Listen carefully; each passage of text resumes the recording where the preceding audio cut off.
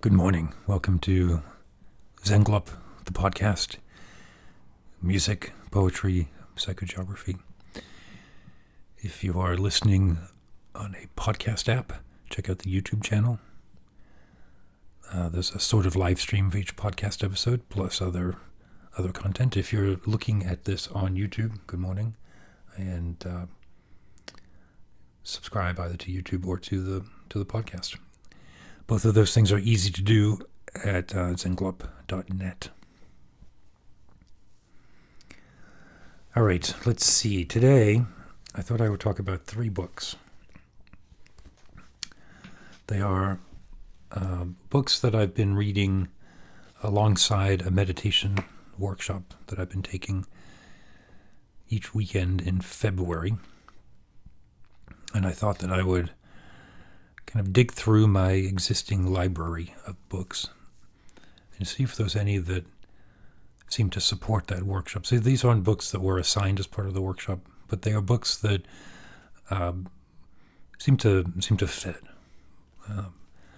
And they also seem to form a good, useful progression. So I thought I would go through them one by one here. The first, called Opening the Door to Bon. It's B-O-N. Again, on YouTube, you can see that. I'm holding it up to the camera. Bon is one of the forms of Buddhism practiced in Tibet, and it is the tradition and lineage that I practice in. So this book by Nyima Dakota gives an overview of the preliminary practices of Bon. Those practices are called Ngondro, which is spelled Ngondro, and they are exactly what they are called. They're preliminary practices, but that shouldn't indicate that they are introductory or basic or straightforward. Like with all of these kinds of practices, the practices that are introduced at the beginning of the practice are the practices that return throughout the life of the practice and form the common thread that holds everything together. So Ngondro is made up of 9 practices represented by different chants, prayers. The ones that we do every day, should really do all of them every day, but the ones that we focus on in the group that I sit with, the Guru Yoga, which is your connection to ultimately to the primordial Buddha through the lineage of teachers, one by one, voice by voice, that are passed down the realizations and experiences of the meditation practice, one by one, generation by generation, through to the teacher who is teaching me today. That lineage is an experiential lineage, and so it's incredibly important to acknowledge. And we do that with the Guru Yoga. Then there is generating the heart and mind of compassion. Compassion being the foundation of the action of the practitioner through the world as we move through the universe. Compassion is the first and foremost. And so at first that requires effort and energy to bring the mind to that base compassion. It requires effort to inculcate compassion, to identify it, to become familiar with it, and to return to it as a response. Eventually that effort is reduced. The compassion is spontaneous and authentic. But regardless, the practice of generating that heart and mind is part of the Nundro practices. And then taking refuge in the Buddha, in the enlightened one, in the promise of enlightenment, in the capability of enlightenment, the Dharma, the Bon canon, or the Dharma of the tradition that you're practicing in. So the actual wisdom, the teachings. We take refuge in the teachings. The Buddha, the Dharma, the Sangha, the community of enlightened beings. Our Dharma friends, those that we study with, those that we practice with, those who are companions along the way. And in Bon, we have a fourth. We start with the great teacher. But the Buddha, the Dharma, and the Sangha, the three jewels of refuge. Refuge is a support system. You can see how it's the framework of the practice. It is an inspiration to the practice, and it is also the key that opens up the practice. So there's other Nundro practices. There are 9 of them. Those are the first 3. The others are around confession and understanding of emptiness. There's 3 heart mantras that are important to the practice. But think of Nundro as being the cores, those 3: the Guru Yoga, heart and mind of compassionate beings, and refuge. So this book, Opening the Door to Bon, is a really good introduction to that.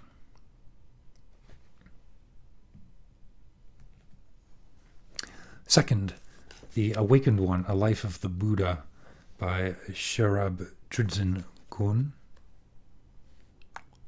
This is a beautiful book, and it is a wonderful telling of the life of Gautama Buddha, Shakyamuni Buddha.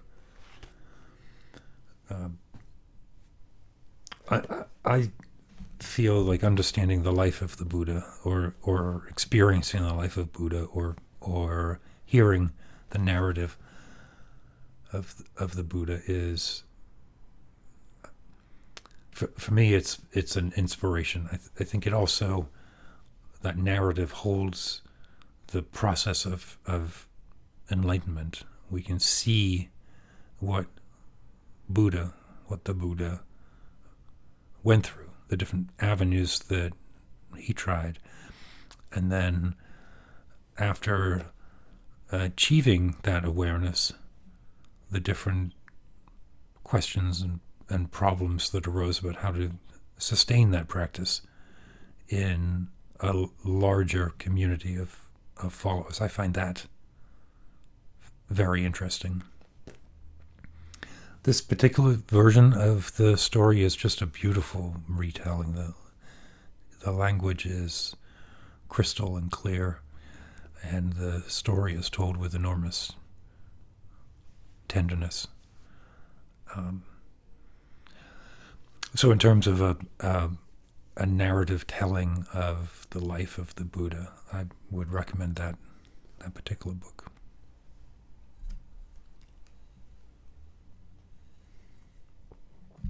And then the third book in the series here is called What Makes You Not a Buddhist? By Zongsa Jamyang Gyensei. And although the title is kind of funny, What Makes You Not a Buddhist? This is a very serious book. And really does address common misconceptions that we have, particularly in the West, particularly in America, about Buddhism.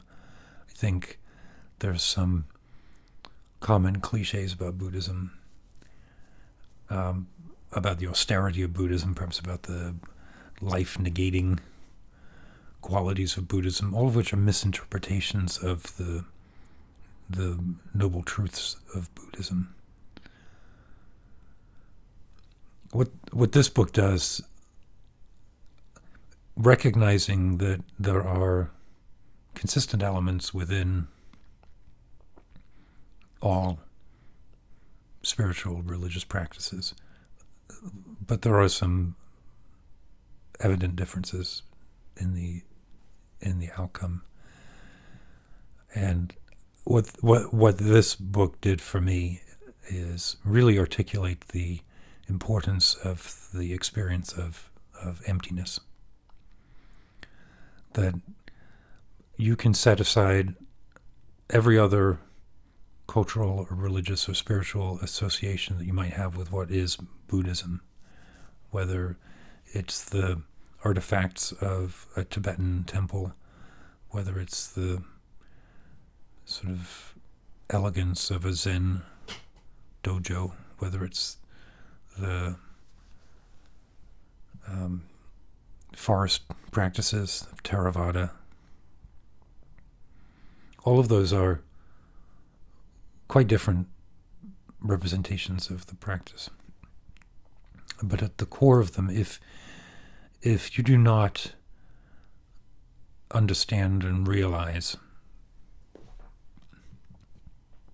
the impermanence of phenomena, that all constructed phenomena are impermanent, and that all things lack inherent existence, that realization is the core of the Buddhist teachings, and that everything else really comes out of that realization. Like, what do you do having experienced that? What do you think can be good action?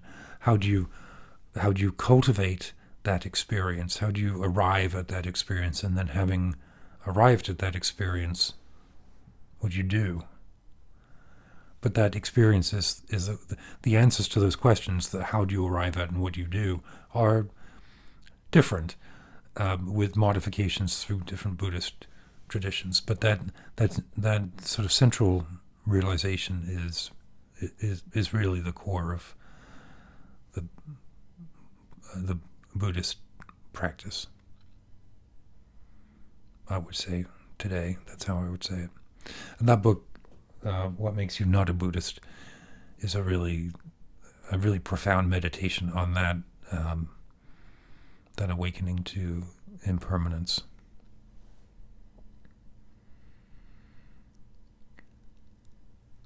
So those are 3 books. I'll link them or list them in the show notes. Tons of books. I mean, we live in such a time.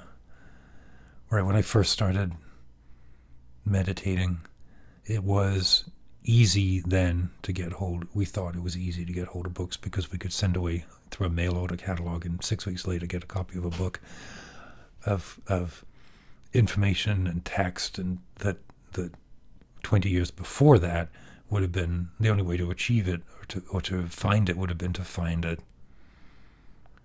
teacher, like really just to walk through the snow in Nepal and see who you found, if you found anyone. And now it's even more readily available, and I think that's a good thing. There is talk of secret teachings and secret practices, and that's all fine.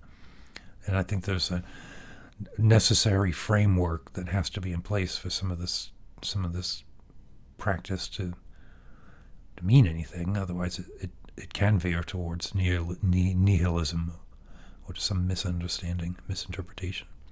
But it's not secret because of any power structure or dynamic. It's the framework that needs to be in place. And how secret is it if you can Google it? So, anyway, these 3 books, wonderful books. Read them in sequence. Read them like the way that I just did. It was sort of fortuitous. Like I say, I just pulled out books from my bookshelf and read one a week to support that workshop. So with that, keep your wits about you, and I will check in with you in a couple of days.